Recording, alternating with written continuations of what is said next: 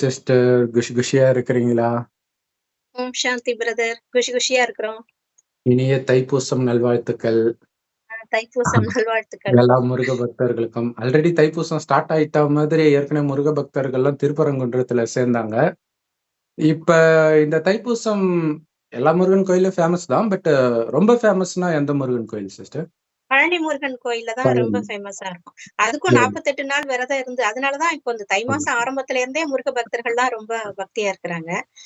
இதுக்கும் 48 நாள் விரதம் இருந்து பழனியில கொண்டாடுவாங்க. நமக்கு சபரிமலை தான் நமக்கு மெயினா தெரியும். 40 நாள் விரதம் இருந்து போறதெல்லாம். முருக பக்தர்களும் பழனி மலைக்கு விரதம் இருப்பாங்க. முக்கியமா முருகப்பெருமான் வந்து சக்தியிட்டேந்து வேலை வாங்கின நாள். இந்த ஞான வேல் இருக்கு இல்லையா? ஆக்சுவலா பிஜேபி தலைவர் அண்ணாமலை வந்து அந்த அண்ணா யூனிவர்சிட்டி பெண்ணுக்கு அந்த பாலியல் பலாத்காரம் நடக்கும்போது சவுக்கால அடிச்சிட்டு இன்னையில இருந்து நான் விரதம் இருக்க போறேன்னு.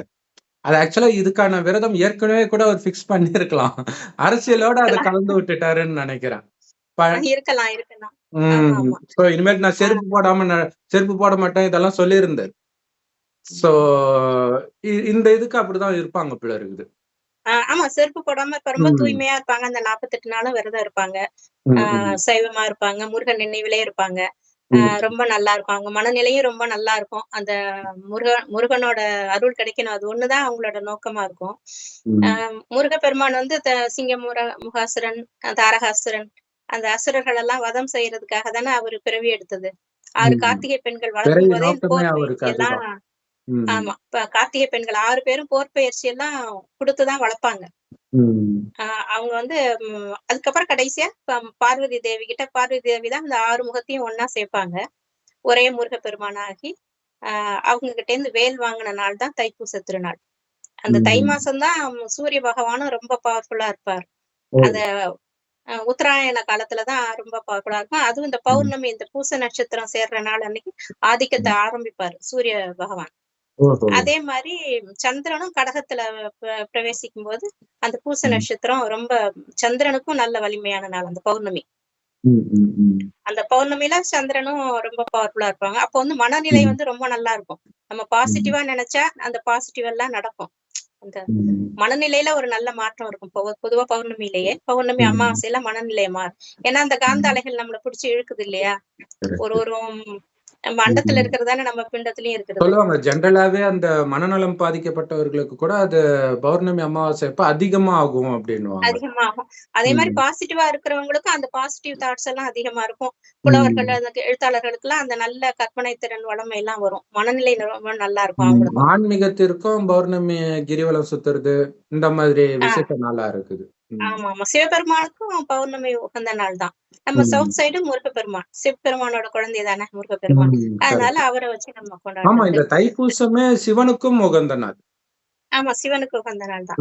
நடராஜர் வந்து ஆமா காட்சி ஒரு மன்னனுக்கு காட்சி எடுத்த சிதம்பரத்துல ஆனந்த நடனமாடி காட்சி எடுத்தனாலும் அந்த தைப்பூச திருநாள் அப்படின்னு சொல்லுவாங்க. இதுக்கு நிறைய காரணம் இருக்கு புராண கதைகளின்படி. ஆனா இதுதான் நமக்கு மெயினா முருகப்பெருமான் தான் அந்த வேல் வாங்கின நாள் தான் முக்கியமானது. தமிழர்கள் எங்கெங்க இருக்காங்களோ சிங்கப்பூர் மலேசியால 10 மலையில ரொம்ப விசேஷமா இருக்கும் தைப்பூசம்.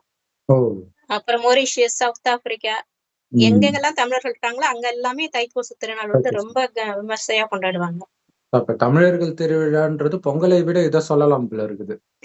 ஆமா, ரொம்ப விசேஷமா இருக்கும். அந்த மலேசியால 10 மலையில வந்து 142 அடி முருகப்பெருமான் தங்க முலாம் பூசிய சிலை பிரம்மாண்டமா இருக்கும். ரொம்ப நல்லா இருக்கும். டிவில எல்லாம் கூட லைவ் ரிலே காட்டுவாங்கன்னு நினைக்கிறேன். டிவில எல்லாம் கூட அந்த 10 மலைய. ஒரு அஜித் படத்துல கூட வந்து பாட்டு வரும். காக்கன்ட்டு ஒரு பாட்டு வரும். சூப்பர். இந்த வேலு வாங்குறாரு, ஆனா பார்வதி கிட்ட வாங்குறாரு.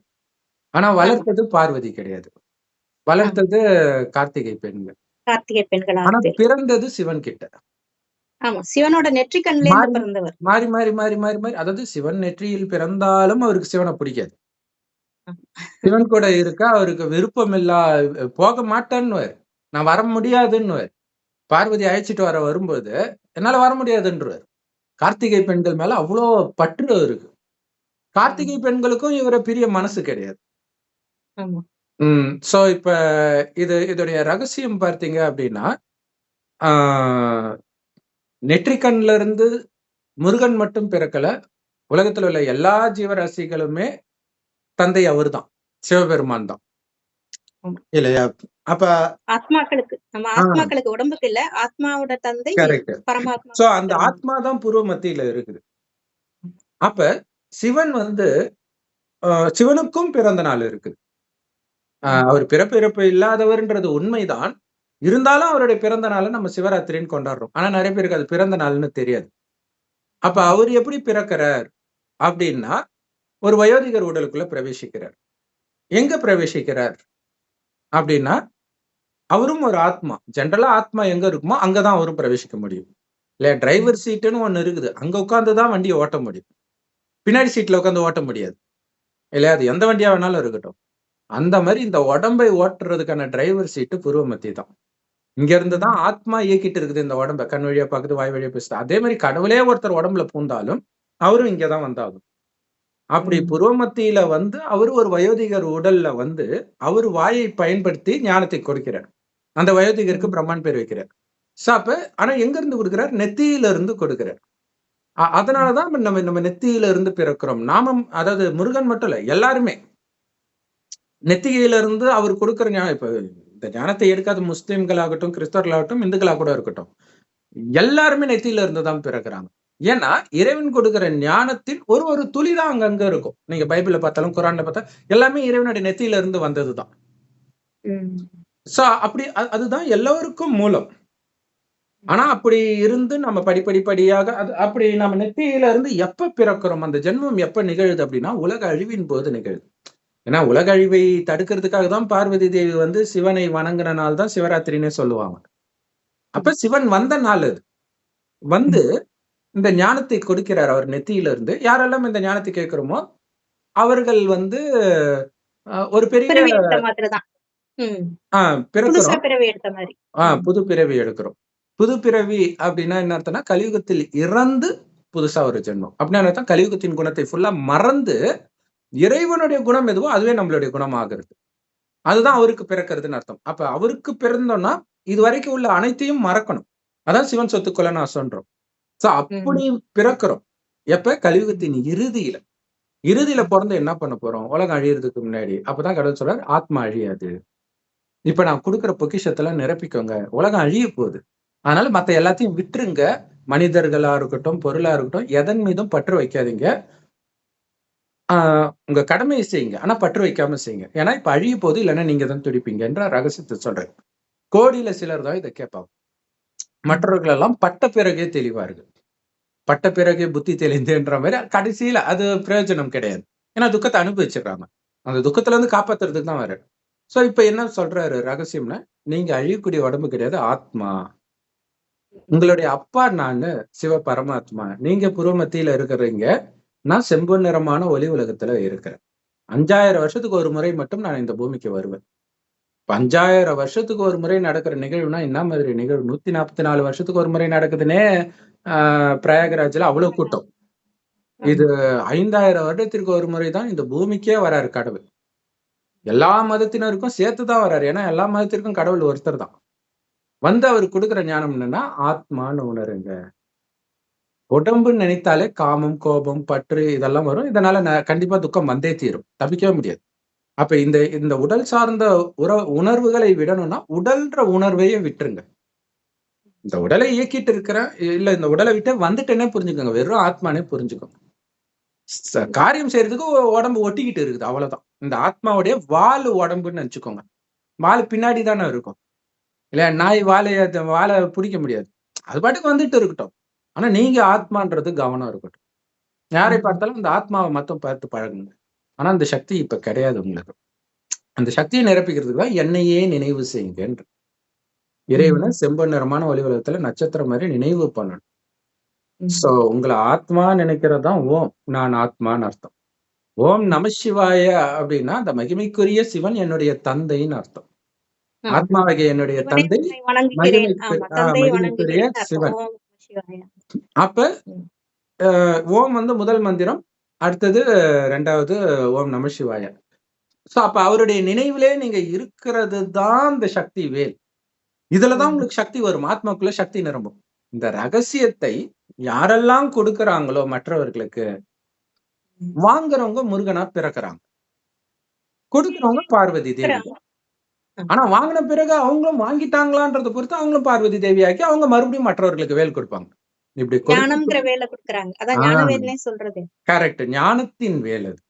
மற்றபடி ஸ்தூலமா அப்படி ஒரு வேலு கிடையாது. ஸ்தூலமா எந்த மனுஷனையும் நம்ம கொல்றது கிடையாது. கொல்லணும்னா நம்மளதான் கொல்லணும். ஏன்னா நம்ம தான் இப்ப அரக்கனா இருக்கிறோம். நமக்குள்ளதான் இந்த அசுர குணங்கள் அரக்க குணங்களை அழிக்கிறதுதான் இருக்குது. சோ இப்ப இந்த அசுர குணத்தை நீங்க அழிக்கணும் அப்படின்னா முழுக்க முழுக்க இறைவன் நினைவிலேயே அனைத்தையும் மறக்கணும். அப்ப உங்ககிட்ட இருந்து எதை அபகரிக்கப்பட்டாலும் அது உங்களுக்கு எந்த விதமான துக்கத்தையும் கொடுக்காத அளவுக்கு உயர்ந்த நிலையில உங்க மனம் போயிடுறதுதான் ஆண்டி காலத்துல பழனியில முருகன் நிக்கிறார் இல்லையா? ஆண்டியாய் நின்றாயே முருகா உன்னை அண்டினோர் வாழ்விலே இன்பமே முருகான்ட்டு வரும் முருகன் டிஎம்எஸ் பாட்டு. இப்ப ஆண்டியா நின்றதுனாலதான் ஒரு வேளை மத்தவங்களுக்கு உதவி செய்ய முடியும். ஏன்னா என் குடும்பம் இந்த மாதிரி குணம் அந்த உணர்வு இருந்துச்சுன்னா சுயநலம் தானா வந்துடும். இப்ப என்னதுன்னு எதுவுமே கிடையாது இறைவனை தவிர. மற்ற எல்லாரும் அவருடைய குழந்தைகள். அப்புறம் என் குடும்பம். அப்ப என் குடும்பத்தினரை குறிப்பாக என் சகோதரர்களே இல்லையா? அவர்தான் அப்பா, மத்த எல்லாரும் அவரோட குழந்தைனா சகோதரர்கள். என் சகோதரர்களை மீட்கிறது என்னுடைய கடமை. யார்கிட்ட இருந்து மீட்கணும்? ராவணன், மாயா அல்லது பத்மாசுரன் எதை வேணாலும் வச்சுக்கோங்க. அவங்கிட்ட இருந்து மீட்கணும். அதற்காகத்தான் நாம ஜன்மம் எடுத்திருக்கிறோம். அதுதான் அங்க பத்மாசுரனை அழிப்பதற்காக. அப்ப அழிக்கிறதுக்கு சக்தி வேணும். சக்தி வேணும்னா அந்த ஞானம் வேணும். அந்த ஞானம் சிவன் கிட்ட இருந்து வந்தாலும் கூட பார்வதி தேவி மூலமாக தான் கொடுக்கப்படுது. அதாவது பிரம்மா ஒரு வயோதிகர் உடல்ல வந்து கொடுக்கிறாருல, அவர் வாய் வழியா ஞானத்தை கொடுக்கிறார். ஏன்னா சிவனுக்கு உடம்பு கிடையாது. அதனால பார்வதி தேவின்னு அவரையும் சொல்லலாம். அவர்கிட்ட இருந்து ஞானத்தை பெற்று நாமளும் மற்றவர்கள் கொடுக்கும்போது பார்வதி தேவி தான் இல்லையா? ஒரு ஜென்மம் கொடுத்தால் தாயின்னு சொல்றோம். அப்ப நமக்கு அந்த பிரம்மா மூலமாக ஞானத்தை கேட்டு ஜென்மம் கிடைக்குது. அதனால நமக்கு அவர் தாய். அதே மாதிரி நம்மளும் இந்த ஞானத்தை மற்றவர்களுக்கு கொடுக்கும்போது நாமும் தாயாகிறோம். அதனால நம்மளும் பார்வதி தேவி தான். சோ சிவனையே நினைவு பண்ணிக்கிட்டே இருக்கிறோம். இந்த அப்ப நமக்கு வந்து சதா ஞாபகம் இருக்கணும், நான் ஒரு அவதாரம். எதுக்கு பிறந்திருக்கிறேன்? இந்த மனித இனத்தை வாட்டி வதைக்கிற இந்த அசுர குணத்தை அழிக்கிறதுக்கு பிறந்திருக்கிறேன். அதுதான் அசுரர்களை அழிக்கிறதுன்னு சொல்றது. ஆனா மனிதர்களை அழிக்கிறது கிடையாது. மனிதன் அவனுக்குள்ள இருக்கிற அசுர குணத்தை ரெண்டுத்தையும் பிரிச்சு பார்த்து அந்த குணத்தை மட்டும் அழிக்கிறதுக்கான உதவி பண்ணணும். அது ஞானத்தை கொடுத்து உதவி பண்ணுவோம். கேட்காட்டினாலும் அந்த சக்தியை கொடுக்கும். சோ இதுதான் முக்கியமான விஷயம். அப்ப என்ன அப்படின்னா, நீங்க அந்த கதையில பாத்தீங்கன்னா சொர்க்கத்தை அரக்கனுங்க புடிச்சுக்குவாங்க. அப்ப சிவன் கிட்ட வேண்டுதல் வைப்பாங்க. உடனே அவர் என்ன சொல்றாரு? சரி, நான் வந்து என் ரூபத்தில் ஒருவரை உருவாக்குகிறேன். யோசிச்சு பாருங்க. ஒருத்தன் வந்து உங்க வீட்டுல கொள்ளையடிச்சிட்டு இருக்கான். இருப்பா நான் குழந்தை பெத்துட்டு வரேன். அது வளர்ந்து உன்னை காப்பாத்தினா கடுப்பாயிட மாட்டோம். அப்ப இதெல்லாம் எதை நிரூபிக்குதுன்னா நிஜத்தில் அப்படி நடக்கல, ஸ்தூலமா நடக்கலன்னு அர்த்தம் இல்லையா? அதே மாதிரி கம்சனை கொல்றதுக்காக அவதரிக்கிறாரு. நீதான் பிறந்து வளர்ந்து எப்ப இதெல்லாம் இல்லையா? சோ அப்ப இதோடைய அர்த்தம் என்னன்னா, ஆல்ரெடி ஒருத்தன் இருக்கிறான். எப்ப இந்த ஜென்மம் எடுக்கிறீங்களோ, அதாவது இந்த ஞானத்தை எடுக்கிறீங்களோ அப்பவே பிறக்கிறீங்க, அப்பவே அழிக்க ஆரம்பிக்கிறீங்க. ஆனா அதை அழிக்கிற அளவுக்கு சக்தி வர்றதுக்கு உங்களுக்கு டைம் எடுக்குது. மற்றபடி குழந்தையா இருந்து வளர்றீங்கன்னு அர்த்தம் கிடையாது. அதை ஸ்தூலமா அப்படி காட்டிட்டாங்க. இதுதான் விஷயமே. அப்ப இறைவனையே நினைக்கணும் அப்படின்னு கடவுள் சொல்றாரு. ஆத்மான்னு உங்களை உணரணும், உடலை பார்க்க கூடாதுன்றார். இது எல்லாமே ஒரு செகண்ட்ல வர்றது கிடையாது. தெரிஞ்சுக்கலாம் ஒரு செகண்ட்ல. ஆனா இந்த உணர்வுலயே ஒளியாகவே தன்னையும் உணர்ந்து பிறரையும் அந்த புருவமத்தில இருக்கிற ஒளிதான் கண் வழியா பாக்குது, வாய் வழியா பேசுதுன்றதெல்லாம் இயல்பாகவே மைண்டுக்கு தெரியறதுக்கு ரொம்ப நேரம், ரொம்ப வருஷம் பயிற்சி பண்ணணும். பண்ண அது உடம்பு வேற ஆத்மா வேறன்றத பிரிச்சு பாப்பீங்க. அப்ப அந்த உடல் அழிந்தாலும் உங்களுக்கு அது துக்கத்தை கொடுக்காது. அதே மாதிரி இறைவனையும் நினைச்சுக்கிட்டே இருப்பீங்க. இதெல்லாம் எதுக்கு? சொர்க்கத்துக்கு போறதுக்காக. காமம், கோபம், பற்று, பேராசைன்னா என்னன்னே தெரியாத உலகமாக இருந்தது இல்லையா சொர்க்கம். அங்க இப்ப மீண்டும் போறதுக்காக தான், அழிச்சிட்டு போறதுக்கு தான் வந்திருக்காரு. அங்க அரக்கர்களே இருக்க மாட்டாங்க. எப்படி? அதைத்தான் இங்க அழிக்கிறோம். ஏன்? நமக்குள்ள இருக்கிறதான், ஆத்மாக்குள்ள இருக்கிறதான். அதை இப்ப அழிச்சிட்டீங்கன்னா அங்க வந்துருவீங்க. அதற்குதான் இந்த ஞானத்தை கொடுக்கிறார். சோ தை மாதம் வந்து தேவர்களுடைய பகல் தொடக்கம் இல்லையா சிஸ்டர்? சோ அது வந்து சொர்க்கத்தை பிரம்மாவின் பகல். ஆமா, அப்படியே சொல்லுவாங்க. பிரம்மாவின் பகல். ஆக்சுவலா இந்த பகல் எங்க தொடங்குதுன்னா, இங்கேயே தொடங்கிடுது. அதாவது இறைவன் எப்ப வராரோ அப்பவே ஸ்டார்ட் ஆயிடுச்சு. அதாவது அது வந்து பிரம்ம முகூர்த்தம்னு சொல்றேன் இல்லையா? காலை அதிகாலை நேரம் வரை. அதிகாலை நேரம் இங்கே தொடங்கிடுச்சு. ஆனா ஃபுல்லா ஜோதியா வீசுறது எந்த அரக்கனுமே அங்க இல்லைன்றது வந்து அதான் சொர்க்கம்.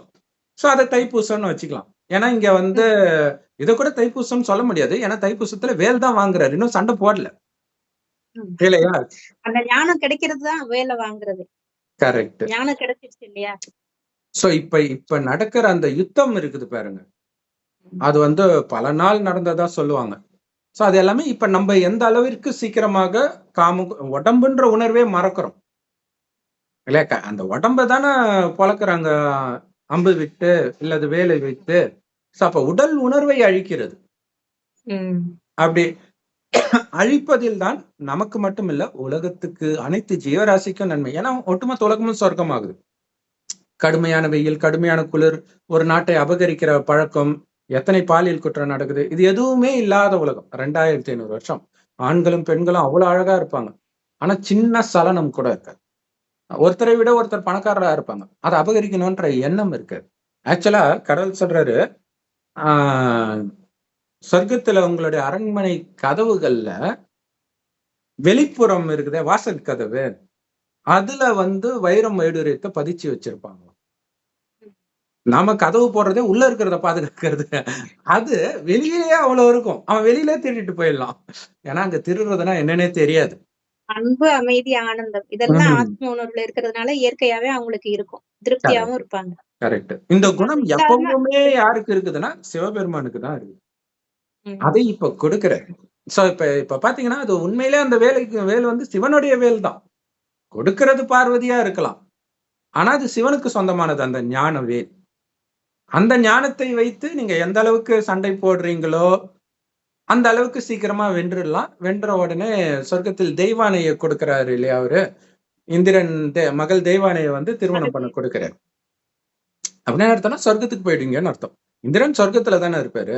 சொர்க்கம் ஆன பிறகு நீங்க அங்க போவீங்க. இங்க இங்க இங்க சூரபத்மன் அந்த மாதிரி அரக்கர்களை, உங்களுக்குள்ள இருக்கக்கூடிய அரக்கர்களை அழிக்கிறதுடைய பலனை நீங்க அங்க அனுபவிக்கிறீங்க. சோ இப்ப நடக்கிற யுத்தம் வந்து மனசுக்குள்ள நடக்கிற யுத்தம். இதுதான் உங்களை அமைதியாக்குற யுத்தம், அமைதியின் வழியில் நடக்கும் யுத்தம். மகாத்மா காந்தி பண்ணது கூட அமைதி யுத்தம் எல்லாம் கிடையாது. ஏன்னா அவரு ட்ரெஸ் எல்லாம் போட்டு கொளுத்தினாரு, தொல்லை கொடுத்தாரு, மக்களை எல்லாம் சேர்த்து விளக்காம. ஒத்துழையாமை. இங்க ஒத்துழைக்கிறது தான், ஆனா இறைவனுடைய வழிப்படி ஒத்துழைக்கிறது. இறைவனுடைய வழியை மீறி கிடையாது. ஏன்னா இங்க காமத்துல விழக்கூடாது, கோபப்படக்கூடாது, இந்த மாதிரி விஷயம்லாம் இருக்குது. இறைவனுடைய வழிப்படி எவ்வளவு பணிந்து போகவும் தயாரா இருக்கணும். அந்த மாதிரி மனசுல உள்ள அரக்கர்களை அழித்து அன்பு, அமைதி, நிலை, ஆனந்தத்தை நிலைநாட்டுறது. கண்டிப்பா. கந்த சஷ்டி கவசம் படித்தால் இந்த நோய் தீரும், அந்த நோய் தீரும் அப்படி எல்லாம் சொல்லுவாங்க. அதாவது ஒரு பாதுகாப்பு கவசம்ட்டு. ஆனா உண்மையிலே பாதுகாப்பு கவசம் இந்த கலியுகத்தை பொறுத்த வரைக்கும் 2 சொல்லலாம். ஒண்ணு இறைவனுடைய நினைவு, ரொம்ப முக்கியமானது. அடுத்தது பணிவு. இங்க பணிவு தான் யுத்தமே. என்ன ஆனாலும் அந்த பணிவை விடக்கூடாது. கொஞ்சம் அப்படி கோபம் வந்துச்சுன்னா முடிஞ்சு போச்சு. ஏன்னா இப்ப பரிதாபமா ஒரு 9வது படிக்கிற ஒரு சகோதரி, அந்த பொண்ணு என்ன, அதாவது ஹாஸ்டல்ல சாப்பாடு சரியில்லை அப்படின்ட்டு, கேர்ள்ஸ் ஸ்கூல் தான் அது, 9வது படிக்கிற பொண்ணு. அப்ப ஹாஸ்டல்ல சாப்பாடு சரியில்லை, பாத்ரூம் சரியில்லை இப்படின்ட்டு கம்ப்ளைண்ட் பண்ணிக்கிட்டே இருந்திருக்கிறான். திடீர்னு ஒரு நாள் பார்த்தா தூக்கு மாட்டி தொங்கி இருக்கிறா. அம்மா கேட்கறாங்க, எப்படி, எதுக்கு பாத்ரூம்ல போய் ஏன் தூக்கு மாட்டணும், அதுவும் ரொம்ப உயரத்துல இருக்குது, அவளா எப்படி மாத்தி இருப்பா, அதுவும் அன்னைக்கு வந்து நான் துணி துவைக்கிறேன்ட்டு லீவ் போட்டான்றான். துணி துவைக்கிறேன்றதெல்லாம் ரீசனா ஸ்கூல்ல யாராவது சொல்லுவாங்களா? இந்த மாதிரி நிறைய விஷயம் இருக்கு, அதனால ஸ்கூல்காரங்க தான் ஏதோ பண்ணியிருக்கிறாங்க அப்படின்னு சொல்றாங்க. ஆனா அது ஒரு பக்கம் இருந்தாலும் கூட இந்த பொண்ணு எதிர்க்கிறதுனால திரும்ப திரும்ப அந்த அதாவது அந்த பொண்ணுடைய அக்கா முன்னாடியே அவங்களை அடிச்சிருக்கிறாங்க அந்த பொண்ணை, இப்படி எல்லாம் பண்றேன்ட்டு. சோ அப்ப அவங்களுக்கு வந்து ஒரு பழி தீர்க்கிற குணம் தான் இருக்குது மேனேஜ்மெண்ட்டுக்கு. எனக்கும் கிறிஸ்டியன் ஸ்கூல் அது. இயேசு எதை போதித்தார், ஆனா இவங்க என்ன பண்றாங்க அப்படிங்கிறதுக்கும் சம்பந்தமே இல்லாம இருக்குது. அவங்களுக்கே புரியல, பாவம் பிதாவே இவங்க என்ன பண்றாங்கன்னு இவங்களுக்கே தெரியலன்ற மாதிரி கிறிஸ்தவர்களை பார்த்துதான் அவரு இப்ப சொல்லுவார் இருந்தாங்கன்னா. சோ இது காரணம் என்னன்னா அந்த அந்த எதிர்த்து கேட்கறது இருக்கு பாருங்க, அதுதான் பிரச்சனையில இட்டுட்டு போய் விட்டுருது. சோ அதுதான் வேண்டாம்ன்றது. யார் யார் என்னென்ன பாவம் செஞ்சாங்கன்னு உங்களுக்கு தெரியாது. இன்னொன்னு, இது கலியுகம், ஜெயிலு. ஜெயில வந்து ஏசி இல்ல, இது இல்ல, அது இல்லைன்னா என்ன அர்த்தம்? இங்கேயே டேரா போட்டு உட்கார போறீங்களா? ஜெயில விட்டு வெளில போறதெல்லாம் உங்களுடைய கவனமா இருக்கணும். சோ அப்படி வெளியில வர்றது சொர்க்கத்துக்கு போகணும். ஆனா இப்ப இது கலியுகம், உங்களுடைய மனசை மீண்டும் மீண்டும் அழுக்காக்கக்கூடிய ஒரு உலகம். சோ அதனாலதான் அந்த பெண்கள், கார்த்திகை பெண்கள் வளர்க்கிற இடத்துல முருகனை கொல்றதுக்காக நிறைய பேர் வருவாங்க. அரக்கர்கள்லாம் வருவாங்க. அசுரர்கள்லாம் வருவாங்க. அதாவது ஆரம்பத்திலே அழிச்சிடணும் அப்படின்ட்டு வருவாங்க. கரெக்ட். அப்ப பாத்தீங்கன்னா அந்த அவங்க இருக்கக்கூடிய அந்த இடத்துக்குள்ள ஒரு கூடாரம் மாதிரி இருக்கும், சக்தி வலயம் இருக்கும், அதுக்குள்ள அவங்களால போக முடியாது. சோ அந்த மாதிரி ஒரு பாதுகாப்பு கவசம் தான் இறைவனுடைய நினைவு. அந்த நினைவு இல்லாம வெளியில போனா மாட்டிக்கும். எங்க இருந்தாலும் வீட்டுல, ஏன்னா மனசுக்குள்ளதானே இருக்குது விஷம். சோ உள்ளேயே ஜாக்கிரதையா இருக்கணும் எந்த நேரம். ஏன்னா வாழறது கலியுகம். வெளியில இருக்கக்கூடிய 1000 புலி, 1000 பாம்பு, 1000 யானை எல்லாம் பெரிய கொடூரமானது இல்ல. ஆனா உங்க மனதுக்குள்ள இருக்குது பாருங்க, அதான் பெரிய கொடூரமானது. அதை இறைவன் மனசுல இருக்கிறதுதான் கொடூரமா இருக்கு. அதை எரிச்சுக்கிட்டே இருக்கணும், கவனம் கொடுத்துட்டே இருக்கணும். ஏன்னா எந்த நேரம் எந்த மிருகம் எதிரி குதிக்கும்னே தெரியாது வாய் வழியா. அதை தூண்டுற மாதிரி விஷயம் வரும். புரிய அமைதியா, அமைதி அமைதி, அதான் ஓம் சாந்தி. நான் ஆத்மா, என்னுடைய உண்மையான குணம் அமைதி, நான் உடம்பு கிடையாது. உடம்பே இல்லைன்னா ஏன் அகங்காரம் வரப்போகுது? உடம்பு இல்லைன்னா செத்துட்டான்னு அர்த்தம். செத்தப்புறம் எனக்கு என்ன அகங்காரம்? இப்ப நானு, என்னுடைய தந்தை சிவன், அவ்வளவுதான். அப்படி இருக்கணும். சோ இந்த தைப்பூசத்தை வந்து சிவனும் சக்தியும் இணைந்த நாள்னு சொல்லுவாங்க. இணைந்த சொரூபத்தில் காட்சி கொடுத்த ஆனந்த நடராஜர் வந்து ஆனந்த சொரூபத்துல ஆடினது காட்சி கிடைச்சது மன்னருக்கு அப்படின்னு சொல்லுவாங்க. அந்த நாளும் தைப்பூசம் தான். கரெக்ட். அது வந்து முருகனும் சிவனும் இணைந்து ஆடுறதுதான், அது வேற ஒண்ணும் கிடையாது. முருகன் தான் அங்க பார்வதி. சோ இதை புரிஞ்சுக்கிறது கொஞ்சம் கஷ்டமா இருக்கும். என்ன இவரே அவருன்றாங்க, அவரே இவருன்றாங்க. அப்ப எல்லாரும் ஒண்ணா? எல்லாரும் ஒண்ணு கிடையாது. சிவன் தனி, மற்ற எல்லாம் ஆத்மாக்கள். ஆத்மாக்கள் சிவனுக்கு குழந்தைன்னும் சொல்லலாம், மனைவின்னும் சொல்லலாம். சகல உறவும் அவரோட வைக்கணும். இப்ப அப்பதான் மற்ற மனித உறவுகள் அழியும் போதோ அல்லது நமக்கு எதிராக திரும்பும் போதோ நமக்கு வலி விட்டு போறதுக்காக எல்லா சகல உறவும் அவரே நினைக்கலாம். பிரியதர்ஷனா நினைக்கலாம், அப்பாவை நினைக்கலாம், அம்மாவை நினைக்கலாம். டீச்சர், ஆசிரியரா இருந்து பாடம் நடத்திட்டு இருக்காரு, ஞான பாடம் நடக்கிறாரு, ஆசிரியரா நினைக்கலாம், சத்குருவா நினைக்கலாம், வழிகாட்டி நம்மளை அழைச்சிட்டு போறாரு பரந்தாமத்துக்கு. அப்படி எல்லா உறவுலையும் அவரே நினைக்கும் போது இங்க இருக்கிற உறவுகள் மேல இருக்கிற பற்றெல்லாம் கொஞ்சம் கொஞ்சமா விட்டு போகும். முக்தி அடையறதுக்கு அதுதான் முதல் படி, பற்று விடுறதுதான்.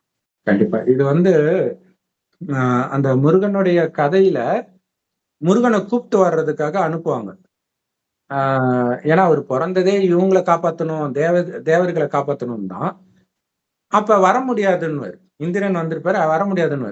அப்ப கடுப்பாகும், ஏன் வர முடியாதுன்றன்னா அந்த கார்த்திகை பெண்கள் என் அம்மாவை விட்டு வரமாட்டேன் அப்படின்ட்டு.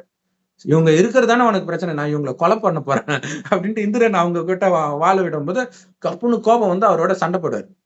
அப்ப பார்வதி தேவி வருவாங்க, நில் முருகா, இப்போ உனக்கு எங்க இருந்து வந்தது தைரியம்?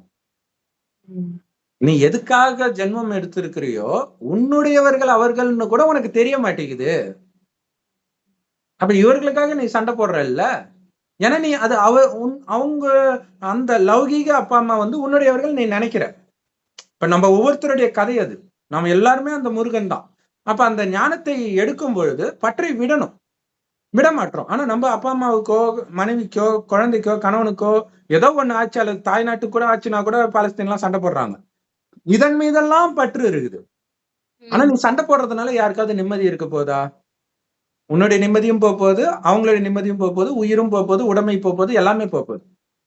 அதுக்கு பதிலாக இந்த துக்கத்தை கொடுக்கக்கூடிய கண்ணுக்கு தெரியாத எதிரி அந்த ராவணனோடு நீ ஏன் சண்டை போடக்கூடாது? ராவணன்னா என்னன்னா காமம், கோபம், பற்று, பேராசை, அகங்காரம். இந்த 5 விகாரமானிடமும் இதே 5 விகாரம் பெண்ணிடம் உள்ள இணைந்த ரூபம் தான் 10 தலை ராவணன். ஏன்னா இதை சொல்லாம கேட்டீங்கன்னா என்னடா ராமாயணத்துல வர ராவணன் எல்லாம் எடுத்தாந்து இங்க சொல்றாங்களேன்னு தோணும் புதுசா கேட்கிறவங்களுக்கு. சோ இது எல்லாமே நமக்குள்ள இந்த விகார குணத்தை குறிக்கிறதா. அப்ப இதை நீ அழிச்சனா உன்னுடைய சொர்க்கம், நீ இருந்த சொர்க்கம் தான் இப்ப அனைத்தையும் இழந்திருக்கிற, மீண்டும் அதை அடையணும். அப்ப அத்தனை சகோதரர்களையும் நீ மீட்கணும்னு உனக்கு தோணலையா? எவ்வளவு கஷ்டப்பட்டுட்டு இருக்கிறாங்க. நீ பாட்டுக்கு போ போ, அவங்க அம்மா தான் புடிச்சிட்டுனா அம்மா முந்தானையே புடிச்சிட்டு ஆள அப்படின்னு சொல்லுவாங்க பார்வதி தேவி. அதுக்கப்புறம் தான் அவரு வருவர். சோ அப்ப இந்த ஞானத்தை கொடுக்கும்போது எடுத்த உடனே எல்லாருக்கும் ஒரு ஜெர்க் ஆகும். ஐயோ பற்று விடணுமா? பற்று தானே விட சொன்னாங்க, அப்பா அம்மாவையா விட சொன்னாங்க, அவங்கள பாத்துக்கோங்க, எல்லாம் பண்ணுங்க, பற்று மட்டும் என்னுடைய இல்ல. இருக்கலாம், கடமையை செய்யலாம், எல்லாம் செய்யலாம். கொஞ்சம் விலகிய நிலையில இருக்கணும், பற்றற்ற நிலையில. விட்டுட்டு வான்னு சொன்னா சாமியார் ஆவறதுக்கு ரெடியா இருக்கிறாங்க. திருவண்ணாமலைக்கு போறாங்க, எங்க வேணாலும் போறாங்க. ஆனா குடும்பத்துல இருந்துகிட்டே காமத்தை விடணும், கரிமீனை விடணும், பற்ற விடணும்னா மட்டும் மாற்றாங்க. ஆனா இதன் மூலமாக தான் சொர்க்கம் வருது. அங்க கணவன் மனைவி குழந்தை எல்லாம் இருந்தாலும் பற்று இல்லாதனால்தான் ஆனந்தமா இருக்கிறாங்க. அது மட்டும் இல்ல, அங்க மரணம், திடீர் மரணம், நோய் எதுவுமே வராது. ஏன்னா உங்களுக்கு பற்று இருக்கிற வரைக்கும் பற்றுக்கு காரணமானது உங்ககிட்ட இருந்து அபகரிக்கப்படும்.